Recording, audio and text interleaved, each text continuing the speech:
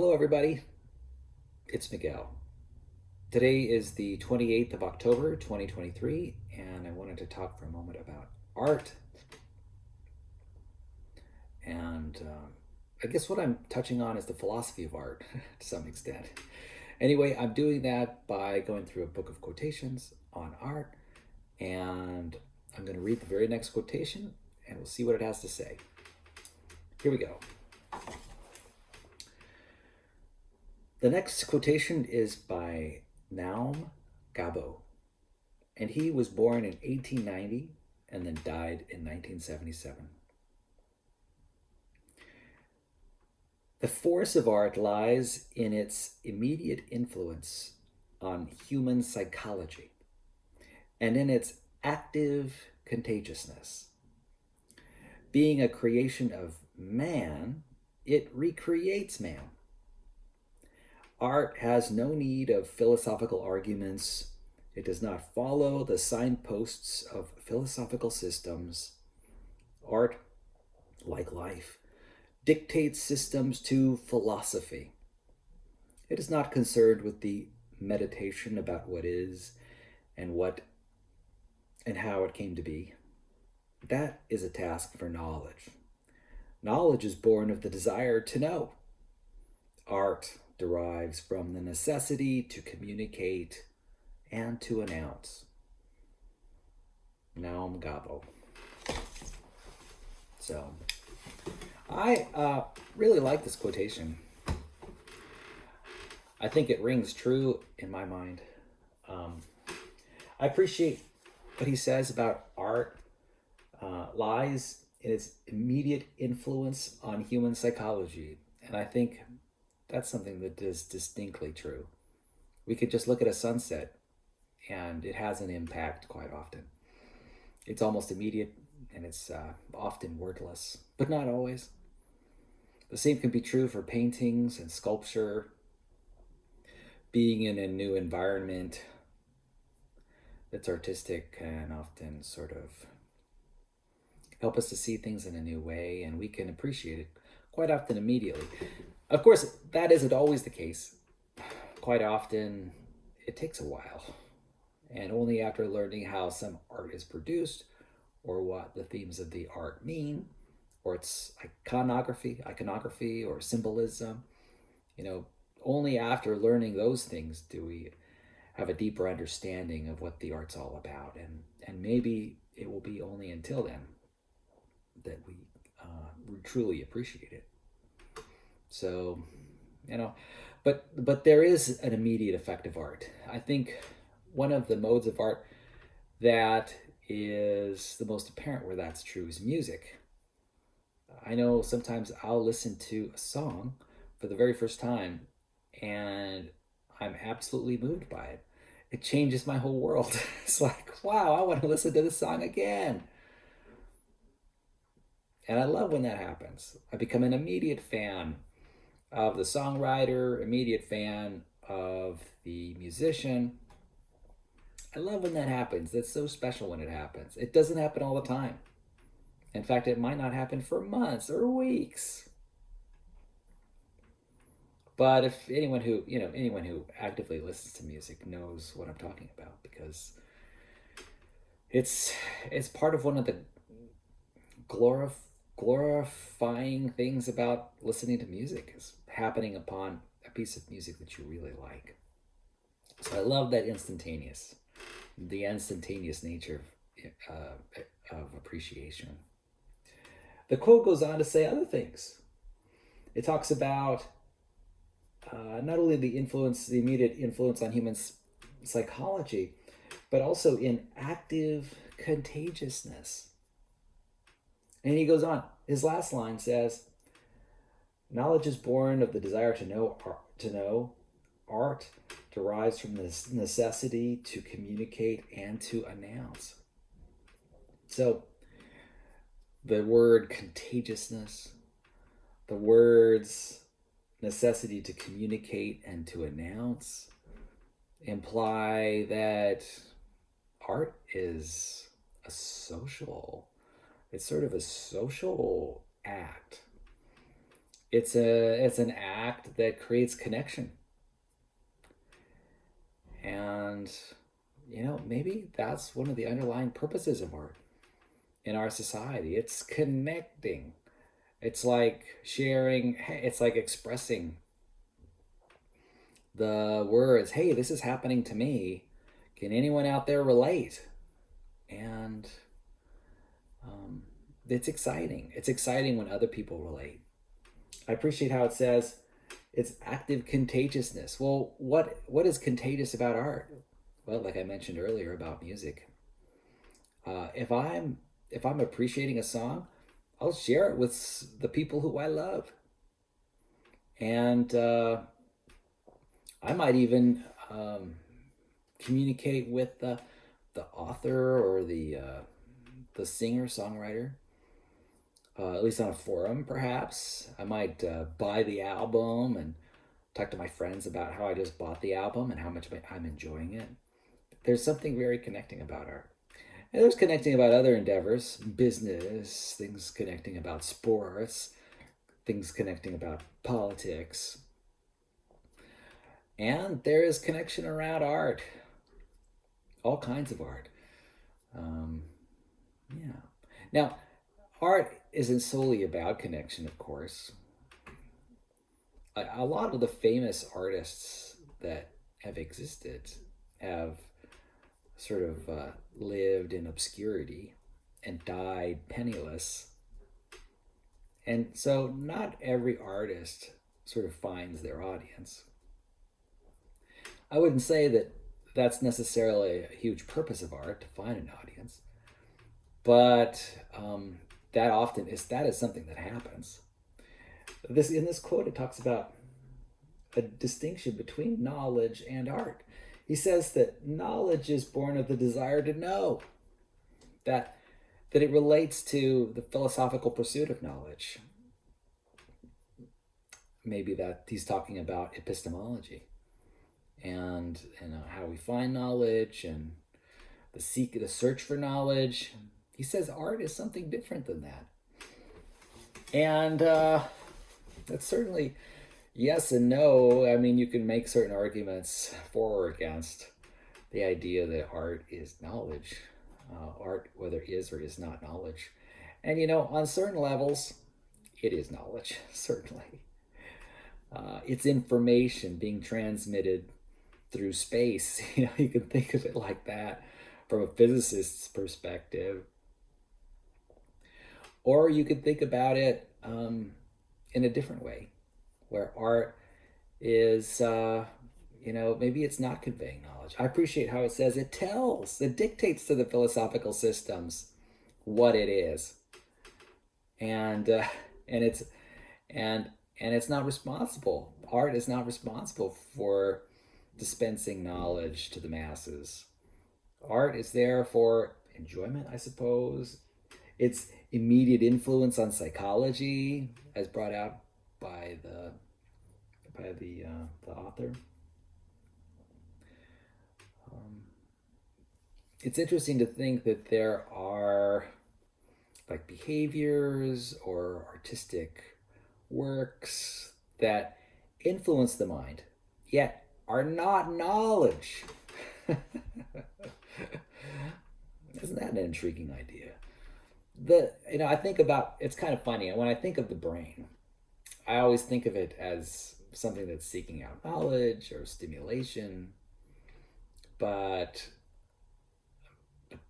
knowledge and stimulation, depending on how you look at it, they may be very similar, or they may be very different.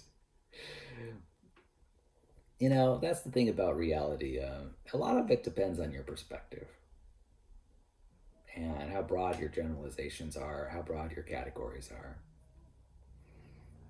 Regarding art, I like the idea of art being a social construct. We all perform art in a certain way. Anytime we reach out to another in a way, that's art. That is it could be our speech, our behavior, our dance, our walk. different forms of art as we're expressing ourselves. We're constantly as human beings signaling to others. My jacket, my shirt, my hairstyle, whether I'm shaven or not. I mean, there's a kind of art in my sort of cultural expression. Every moment as I go about my day, there's the art of physical attractiveness or unattractiveness.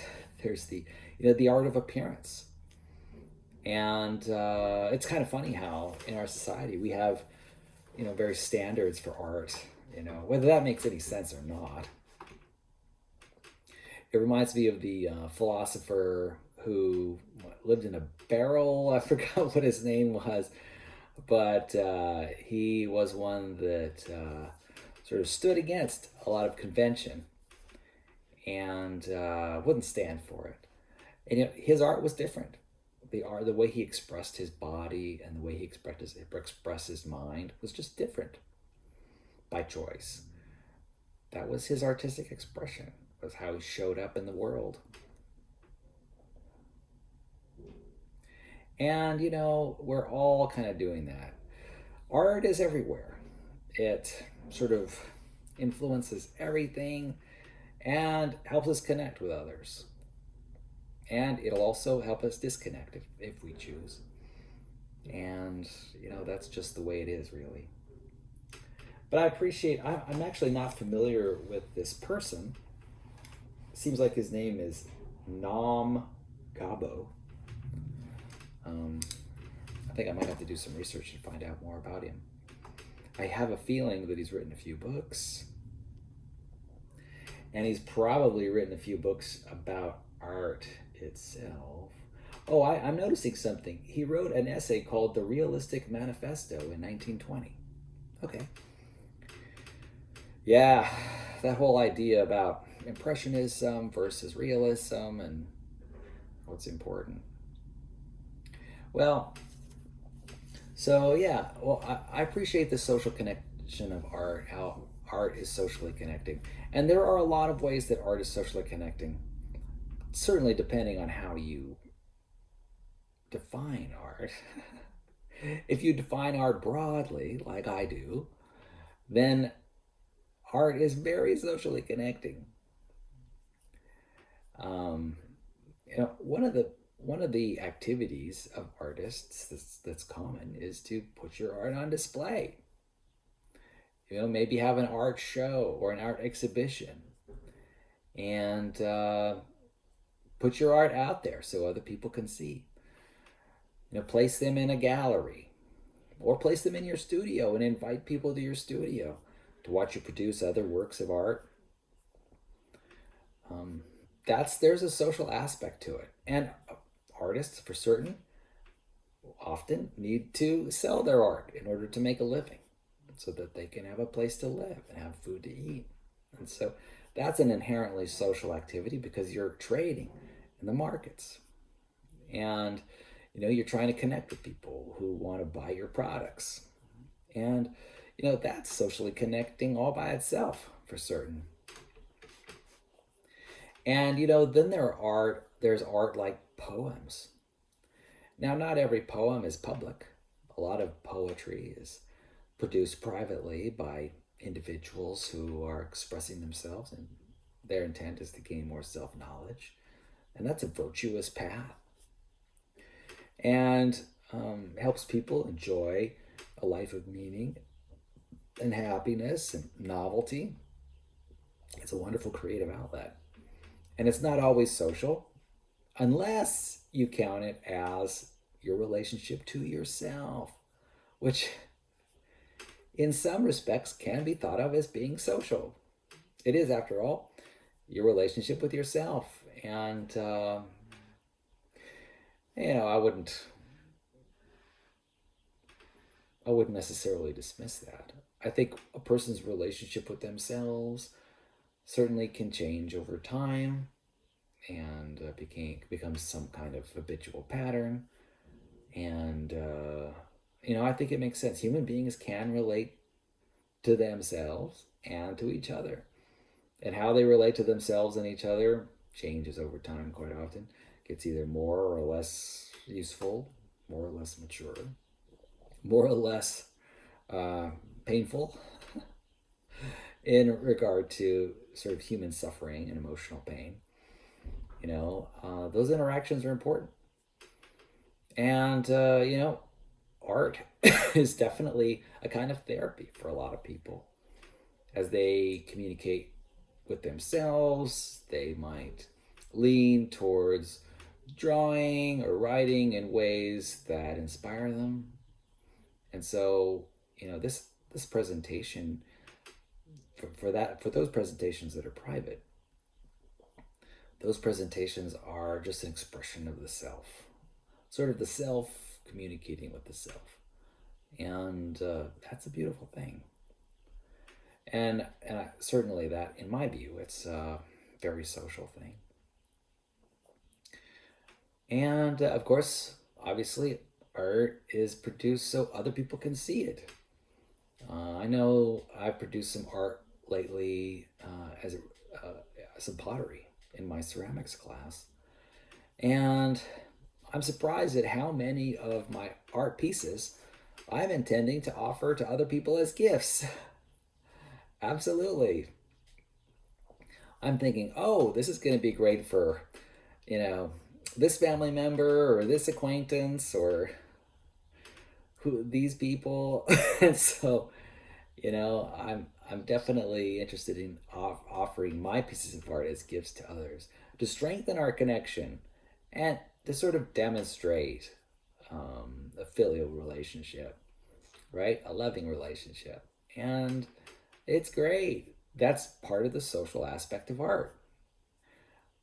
There's more to art than ownership, certainly. You can also display art in a way that sort of expresses who you are. There's no sort of transaction of objects between people.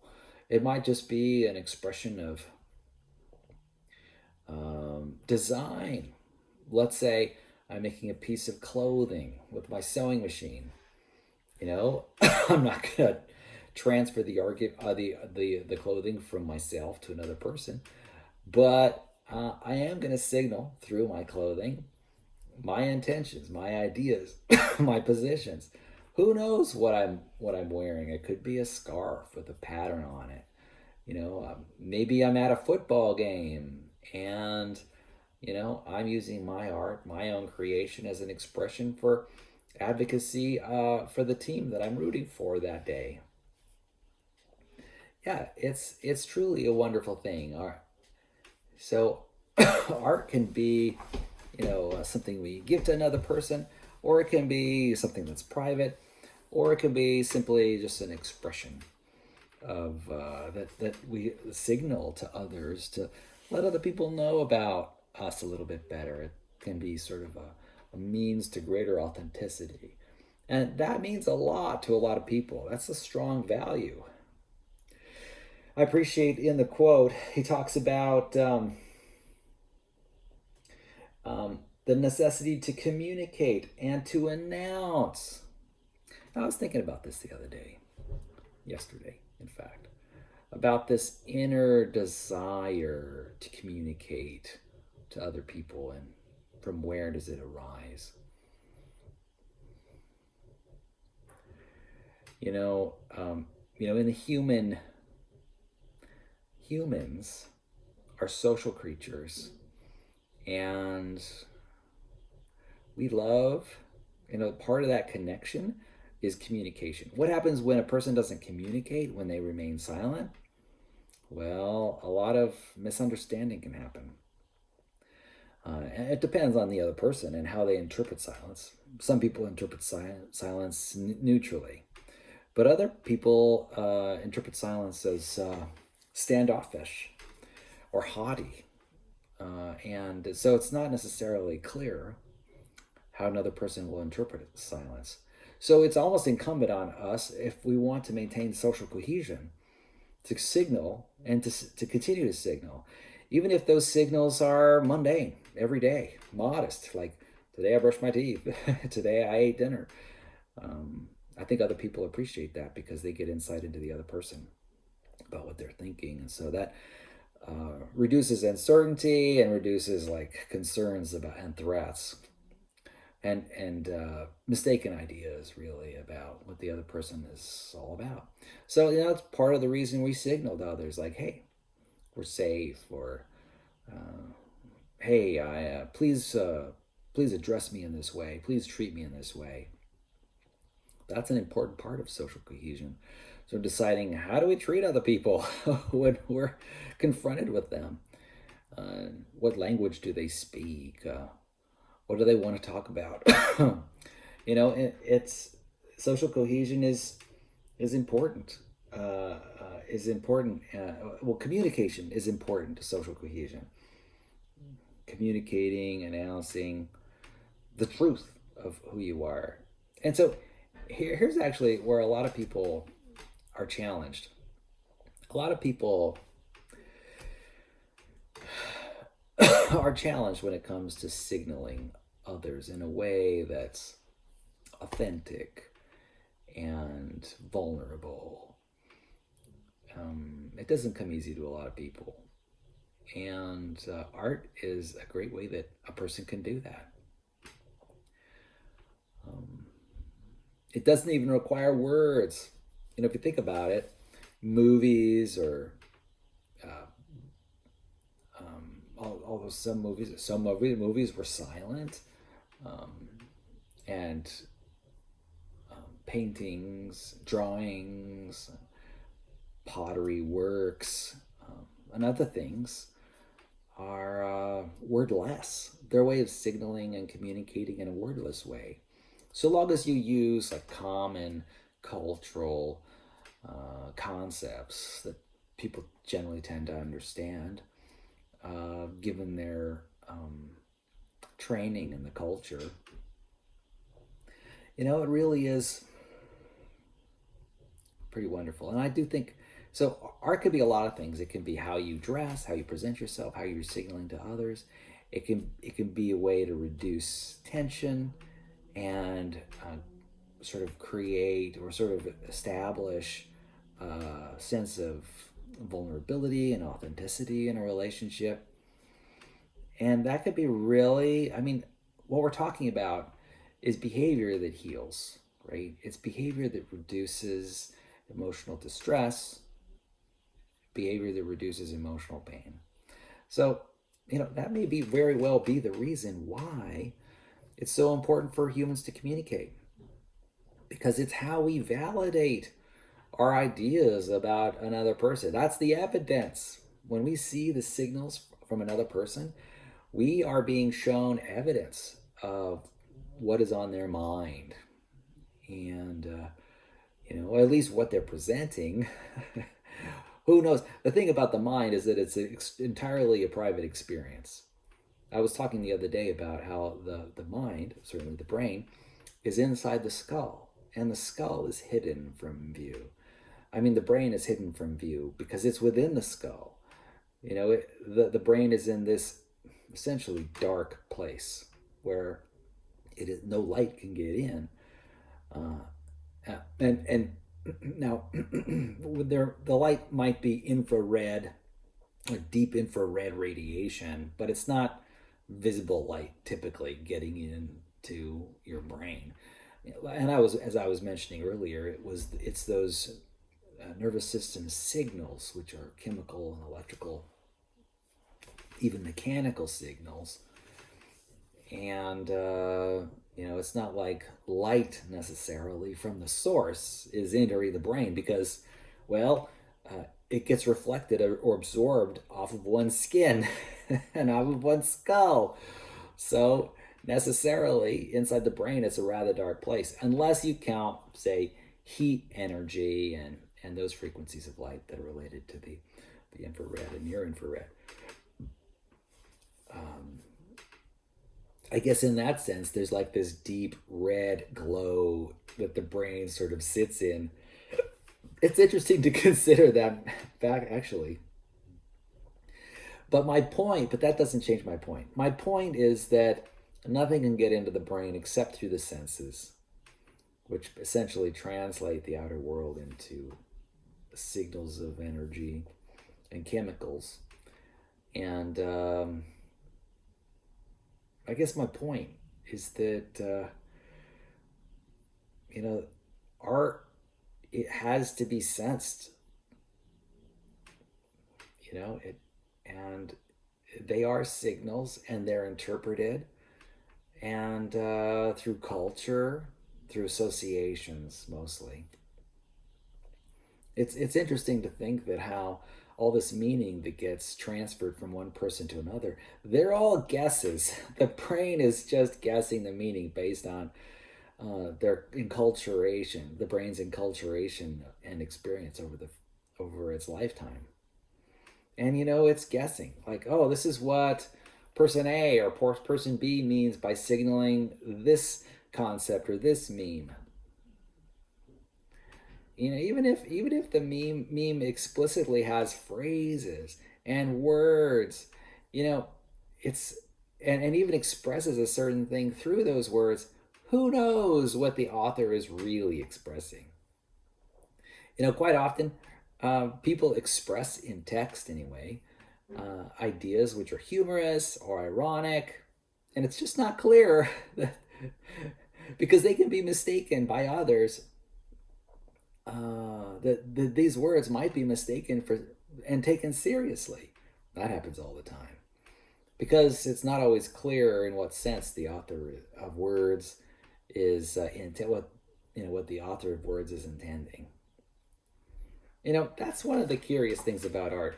Art is all about social connection, but a deeper question is, what is it that's connecting? What messages are in the signal? Right? Not all art is connecting. Some art can be disconnecting. I've seen t-shirts and baseball caps with very disconnecting messages on them, like "leave me alone." In a way, you can interpret that as connecting and disconnecting at the same time. It's like yellow light, yellow flag is going up. I'm not prepared to sort of connect right now because I'm involved in other things.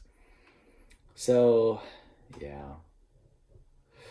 To some extent, though, it is, I mean, if someone decides to communicate or signal a disconnecting message, depending on the message, it has various degrees of connectivity, connection, and cohesiveness socially.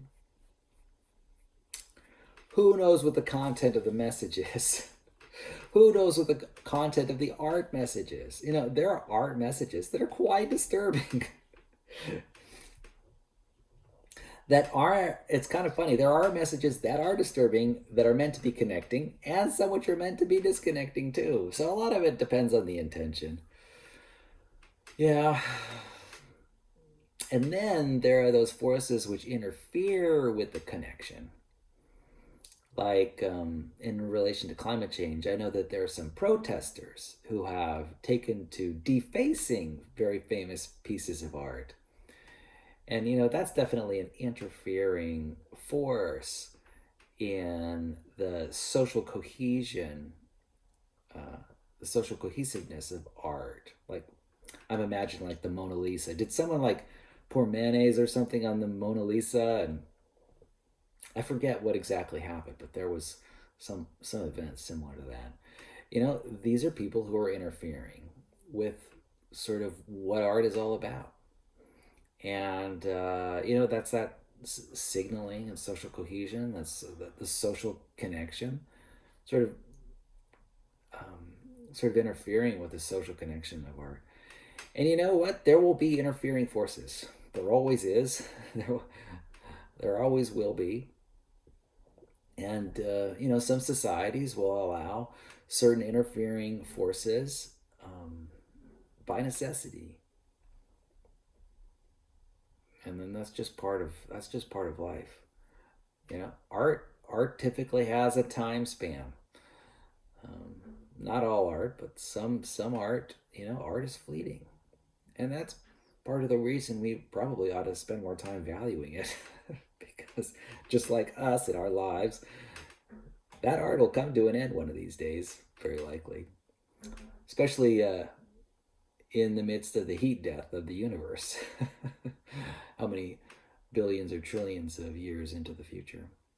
Art does not last forever. Anyway, thanks for bearing with me this time while I talk about art. I wish you a wonderful rest of the day. Bye bye.